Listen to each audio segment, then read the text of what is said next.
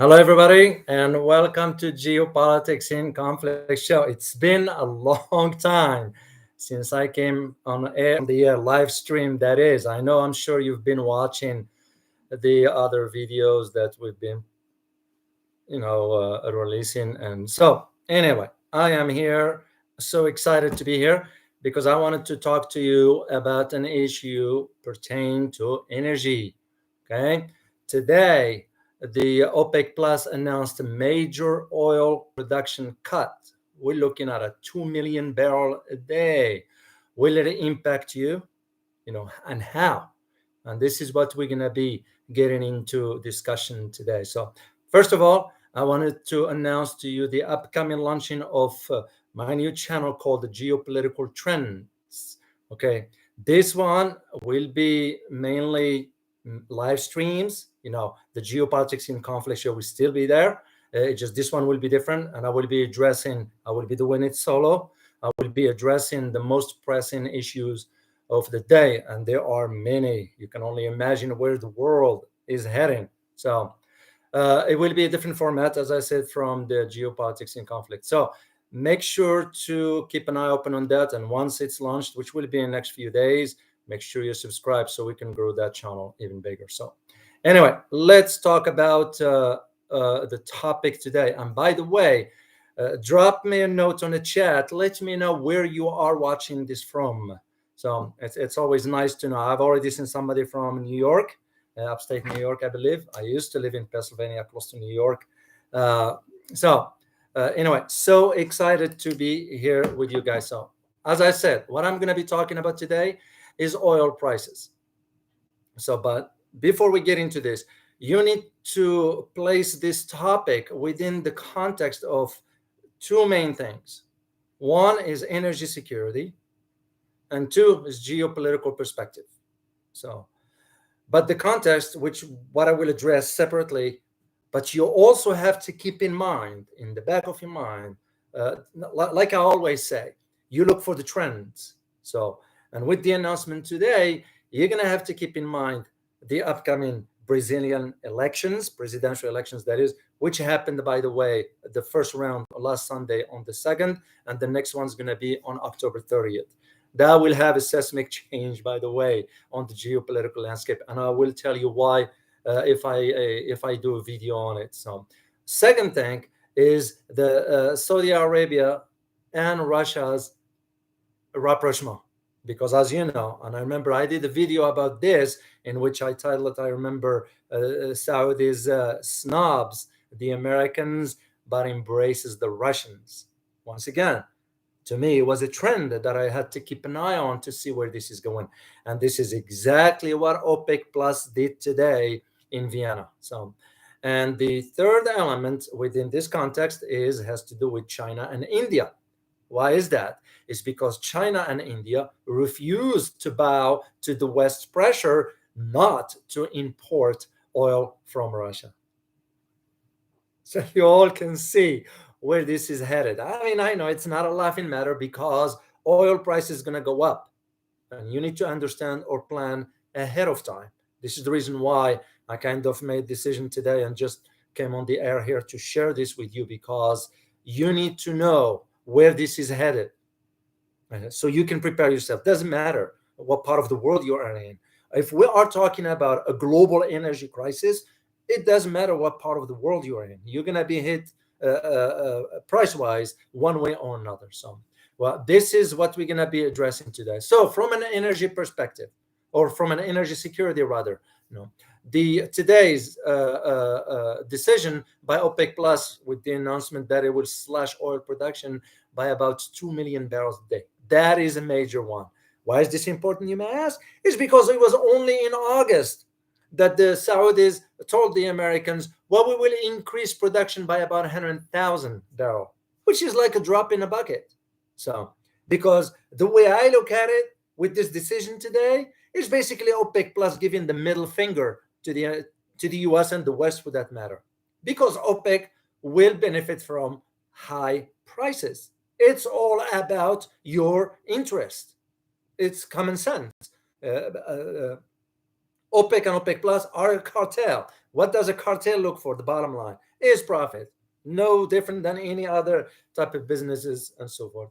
So this is why already you are hearing, like here in the US, we are hearing members of Congress, senators, and all of a sudden talking like, for example, what's his name? The Democrats from West Virginia, Joe Manchin. He said already today's announcement from OPEC Plus, and I quote here. Let me get the quote here to make sure I quote it accurately and as it is. So, and here's the quote. Today's announcement from OPEC Plus confirms why the United States must be energy independent, okay, and energy secure, so we cannot be intimidated by foreign adversaries. End of quote. What is he talking about? Again, I'm not laughing for laughing. I'm laughing at the stupidity. We've been hearing about this for years, for decades.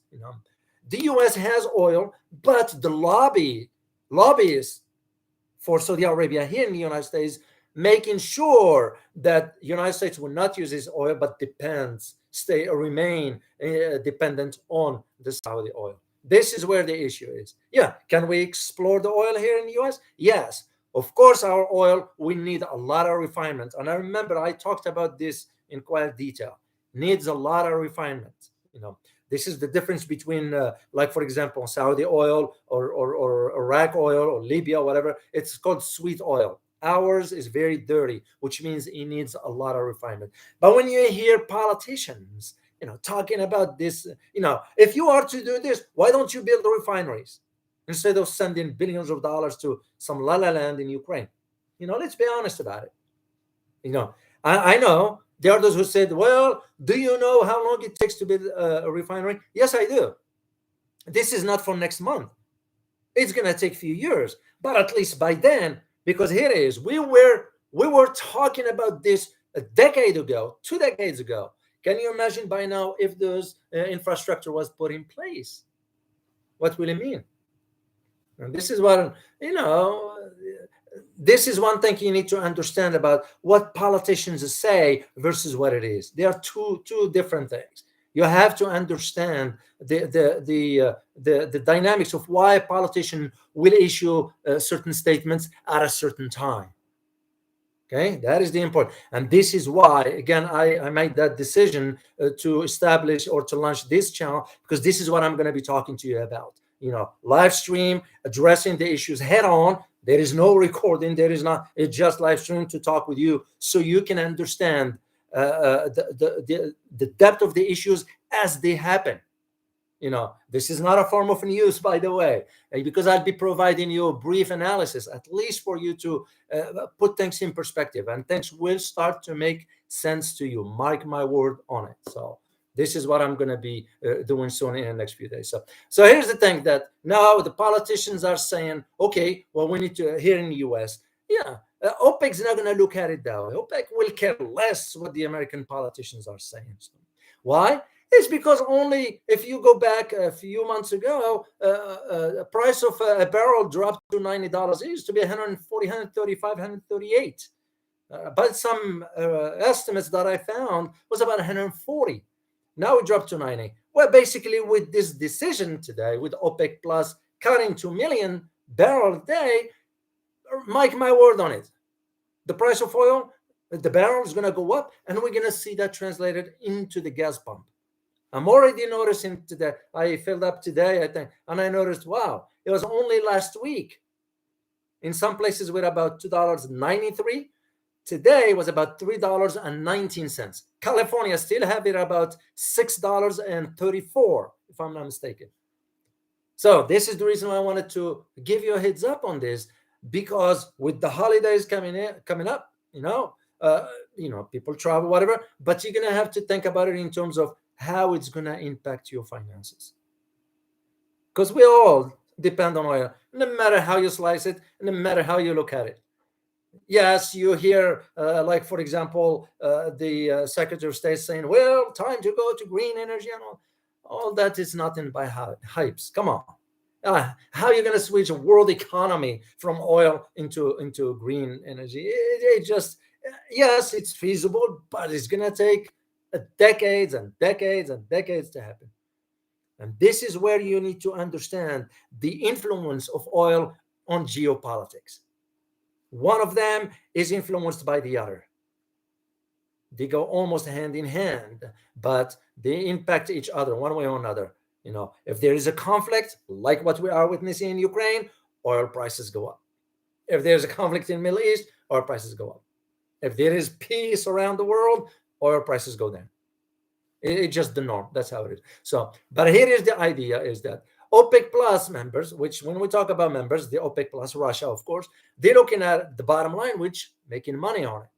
Because now you will expect the barrel of oil to go up above almost above $100. I won't be surprised. Yes, there are those who argue that the Saudis sort of joined hand with the Russians. Yes, they did.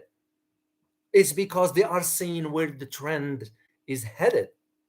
They don't want to be left behind. They're seeing what's going to be taking place in Asia. They're seeing the markets. They're seeing how the energy, whoever has access to it will kind of thrive, economically speaking. Unless you're going to be spending, a government, whatever the government is, will be spending large chunk of your budget on energy. Because that's what it's going to be. So OPEC plus countries, which is the OPEC plus Russia, it's almost like a political chess game, because that's what it was, But also it gives you a hint as to how much influence OPEC plus will on the global stage. There are those who said, "Oh, Russia, we're gonna sort of that's it. Russia's economy is ruined and all that." I don't think so. I don't think so because they are not reporting the Western media, are not reporting the accurate information. That's where the issue is. So what's gonna be because also Russia needs to have oil prices higher. Most of its budget depends on oil. Saudis wants the oil prices higher. OPEC, all of them. It's just common sense. So, and this is where leads me to talk about the oil and geopolitics per se. Well, you look at it like three countries: U.S., Russia, and Saudi Arabia. It's almost like a triangle. Remember one time, about a month and a half, 2 months ago, whenever that was, I told you only three countries that matter in the world: the China, Russia, and the U.S. When it comes down to energy now, you're looking at U.S., Saudi Arabia, and Russia. And this is why Saudis made a calculated and strategic decisions to go ahead and snub the U.S. when President Biden went to Saudi Arabia in the summer, but they ignored his call, and the Saudis went ahead and embraced the Russians because they're seeing where the trend is headed. So for the Saudis and Russians, the decision, the announcement about cutting production or cutting oil production by about 2 million barrels a day, the deal itself offers an opportunity, not only to improve relations with each other, okay, but also to sustain cooperation throughout the challenging implementation period of what's going on around the world. Because there is more than just the Saudi-Russian relations regarding energy. There's the Ukraine crisis. There's, as I said, that's why I said at the beginning, you put this within the context of other issues, Brazilian elections. If you only know what will happen if Lula Inácio da Silva wins the election, it's a big deal. I am working on some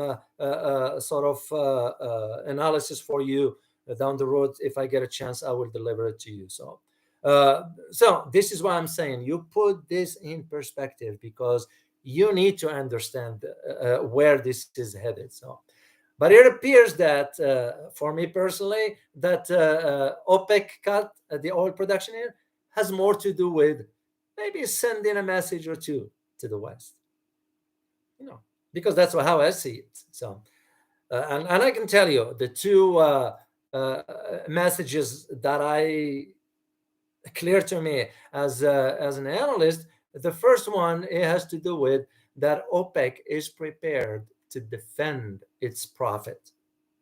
What do you expect? there is a shortage in energy, because the Saudis, and I heard this one this morning from their oil minister, I had to check this particular fact. It's almost word for word that he's saying, we're done with providing oil from our reserves. So you put the two and two together and figure, oh, Saudis are buying oil from Russia at a discounted price, turning around and selling it at a higher price. It's no different than what China is doing with gas, natural gas. China is selling gas to Europe at a higher price. This is why now Europe is looking for closer proximity, like, for example, Algeria. Will it work? I don't know. There's even now a conversation between Nigeria and Morocco that they will have a pipeline that will deliver gas to Europe. But all this, is going to take a while before it's established. Look what happened to Nord Stream 2, how long it took for that to be established, only to be sabotaged last week, which is another topic for another day. It's fascinating, and who knows, I might get on the air and talk about it, because there's a lot that people do not know, the background story. So, because this is more than just attacking a pipeline. It's the how and who and so forth. So there's the bottom line. That's the first message, is that OPEC is prepared to defend its profit. As simple as it is. If cutting prices is going to allow them to tap into over $100 a barrel, that's what they're going to do. Heck with whatever the European Union is saying. Heck with whatever the Americans are saying. They don't care. And we all witnessed this. We all witnessed this when President Biden went to Saudi Arabia. And it shows also that the OPEC countries now have gotten used to prices over maybe at $100 or maybe a little bit more, because that's going to add to your budget, you as a government. So despite the recession risk, which, by the way, there is a recession out there, most governments, I think, they are shy away from telling the truth that recession is here. Those prices keep going up. How much government is going to fight that with? Are you going to increase interest rate? It's almost like what happened for us back in around 70s, I think, late 70s or 80s or something like that, when the interest rate went up to almost 20%. Volcker at that time, his name is Volcker. I realized that what a stupid mistake. And because the recession is here already, so OPEC is thinking about it from that perspective. So that's the first one. And the second message is that it's more direct, if I may use the term, is by trimming production to support prices, OPEC Plus demonstrate that it's willing now to ignore the Americans' request.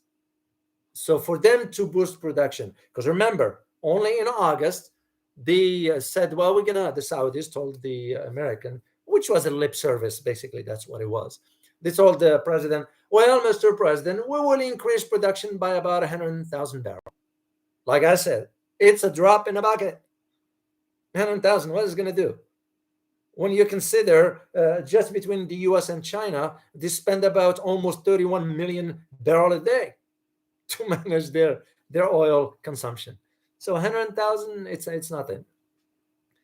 And this is why, because the Biden administration wanted to request from the Saudis to boost production and help bring down the prices of gasoline at the gas pump. And it didn't happen. No. Yeah, like the trip, as I said, President Biden made in July, not August. I take this back. It was in July, not August, to lobby basically for cheap oil. So the Saudis said, I don't think so.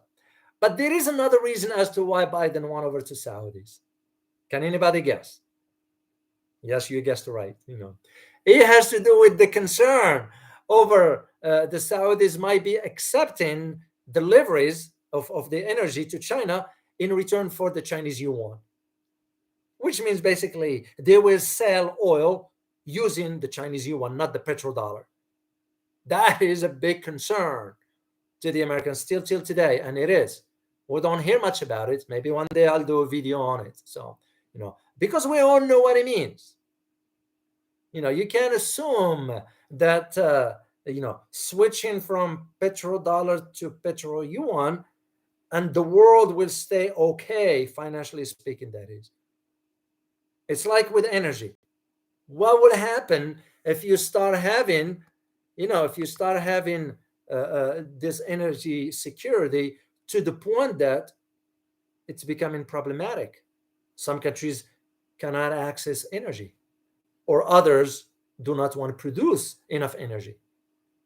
So you can just see where the problem for this here, and that is one of the concerns for the Americans, for the American administration rather, as to whether the Saudis will go forward with accepting the petro yuan instead of the petrodollar.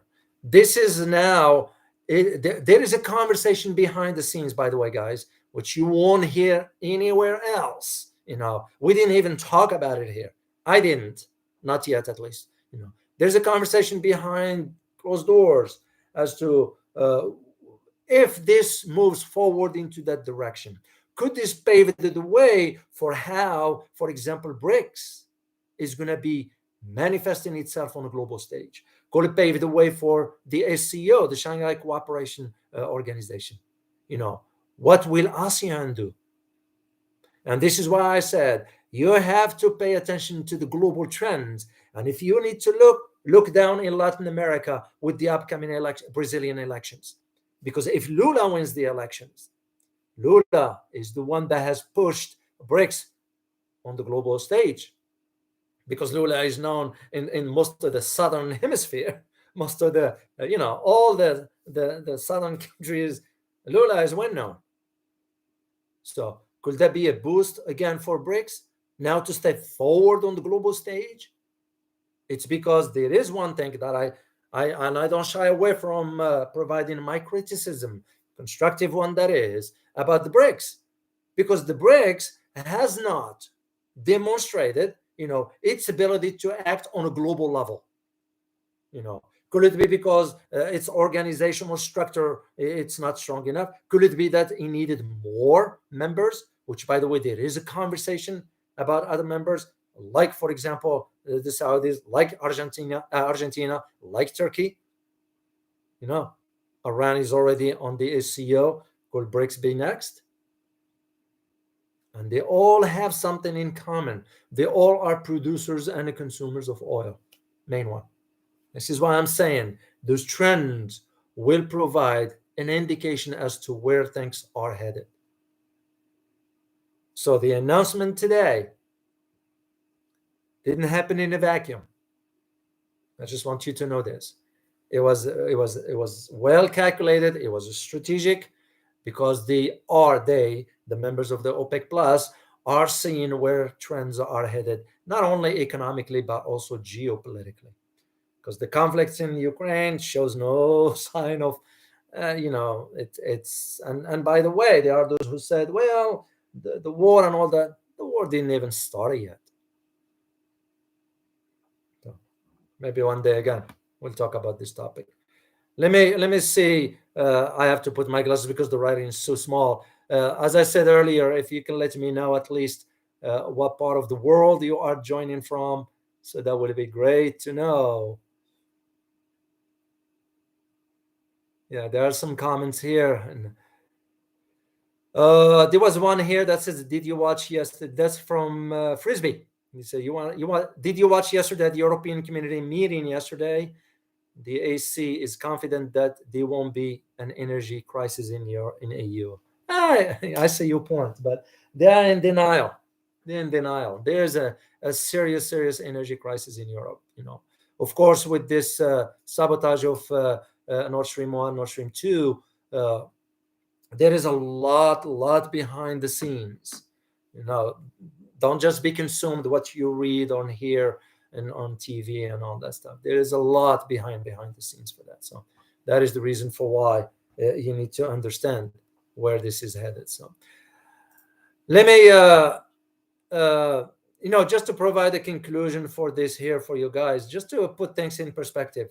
Once again, the announcement again is strategic designed, shall we say, for it to be announced at this time. Interesting enough, because I mean the meeting was announced back in the summer that they will have a meeting in October, which was yesterday or the day before, somewhere around that. But it's not about that. It is about how it coincided now with the sabotage of the pipelines in the Black Sea, in Nord Stream 1 and Nord Stream 2. How it coincided also with, now you got Norway, I think Denmark and Poland now using their own pipeline to deliver gas to Europe. It's all about money, because that project is about $1.6 billion. Makes you wonder who really was behind or sabotaging this particular pipeline. So, but the Russians have already mentioned it, that they're gonna fix it. It's already fixed certain aspect. The gas leak is dropping. The pressure is dropping. So it's remained to be seen, and I'll keep an eye on it. Maybe I'll come on the air and share some information with you. So here's my question for you for today. Can a rise in oil prices lead to military confrontation? Once again, can a rise in oil prices lead to a military confrontation? Let me know what you think, and just leave me some comments, and I will check it out for you, because I usually check out those comments here. As always, guys, prepare yourself for the changing world order. Till next time. Bye-bye.